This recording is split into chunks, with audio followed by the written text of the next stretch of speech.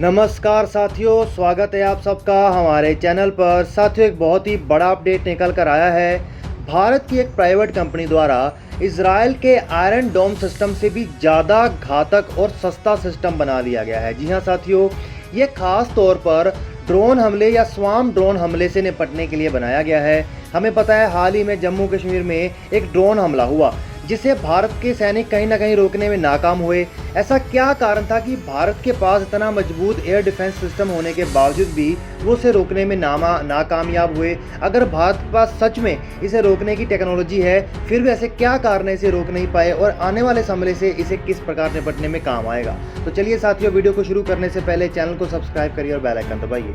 साथियों, हम सब जानते हैं कि आज के दौर में अगर किसी को किसी भी प्रकार का वॉरफेयर करना है, उसके अंदर आप किसी भी प्रकार के सैनिक को भेजे बिना भी अटैक कर सकते हैं और ये अटैक ड्रोन या स्वार्म ड्रोन्स के माध्यम से किए जा सकते हैं। और इसमें सबसे बड़ी बात यह है कि उसे जीपीएस या फिर सैटेलाइट से कंट्रोल किया जाए, इसकी भी ज़्यादा ज़रूरत नहीं पड़ती। तो इसी पॉइंट समय में भारत के पास जो एयर डिफेंस सिस्टम है, पॉइंट डिफेंस सिस्टम, ये बहुत ही ज़्यादा महंगे और बहुत ही ज़्यादा बड़े टारगेट्स को डिटेक्ट करने के लिए डिज़ाइन किए गए हैं। और ये जो ड्रोन होते हैं ये बहुत ही छोटे साइज़ के होते हैं और बहुत कम ऊंचाई के ऊपर उड़ते हैं, जिसकी वजह से डिटेक्ट करना बहुत मुश्किल है। अगर एक बार के लिए हम कह लें कि इन सिस्टम्स को भी इतने एफिशिएंटली इंस्टॉल किया जाए कि इसे किसी भी आने वाले ड्रोन को भी डिटेक्ट किया जा सके, तो उसके लिए ये जो डिफेंस सिस्टम होगा वे बहुत ही महंगा साबित होगा, क्योंकि इसका रखरखाव और इसकी मेंटेनेंस बहुत ही ज़्यादा मुश्किल है और बहुत ही ज़्यादा महंगी है।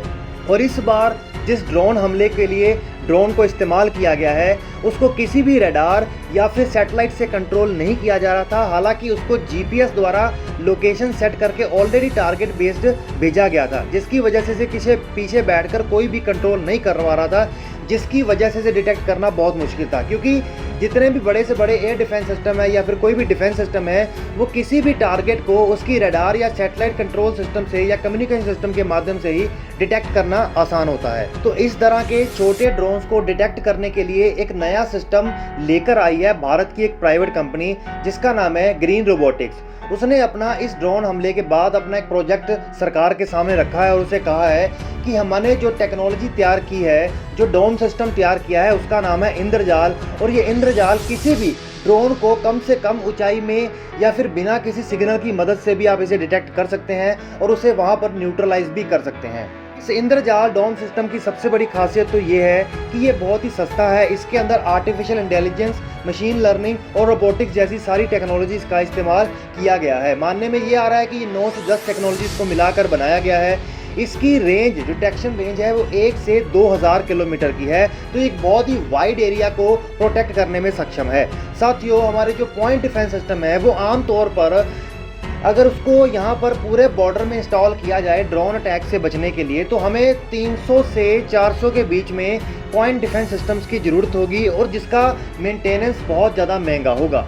लेकिन अगर हम उसके मुकाबले इस इंद्रजाल टेक्नोलॉजी का इस्तेमाल किया जाए, तो इसके लिए हमें हर सेक्टर वाइज सिर्फ 7 से 8 पूरी बाउंड्री के ऊपर 7 से 8 इंद्रजाल सिस्टम को ही डिप्लॉय करना पड़ेगा, इंस्टॉल करना पड़ेगा, जो कि सारी बाउंड्री को इस अटैक से प्रोटेक्ट कर सकता है। तो अभी हालांकि हमारे देश के जो सीडीएस बिपिन रावत थे, उन्होंने भी कहा है कि डीआरडीओ ऐसे एक सिस्टम पे काम कर रहा है जो इन अटैक से बचाने में हमें सक्षम हो। लेकिन आपको नहीं लगता कि ऐसी प्राइवेट कंपनियां जो भारत में खुलकर आगे आ रही हैं और ऐसे इनिशिएटिव्स को प्रोटेक्ट कर रही हैं और ऐसे सिस्टम्स को वो ऑलरेडी बनाकर बैठी हैं जिसे वो इंस्टॉल करने के लिए रेडी हैं, तो भारतीय सरकार को ऐसे स्टार्टअप्स को प्रोत्साहन देना चाहिए, ताकि ना कि भारत में बल्कि अंतर्राष्ट्रीय मार्केट में भी हमारा ये डिफेंस का बाजार खुल सके। तो चलिए साथियों, नीचे कमेंट करके बताइएगा। तो चैनल को सब्सक्राइब करिए, बेल आइकन दबाइए, क्योंकि यहाँ पर आपके लिए हम लेटेस्ट अपडेट्स लाते रहते हैं।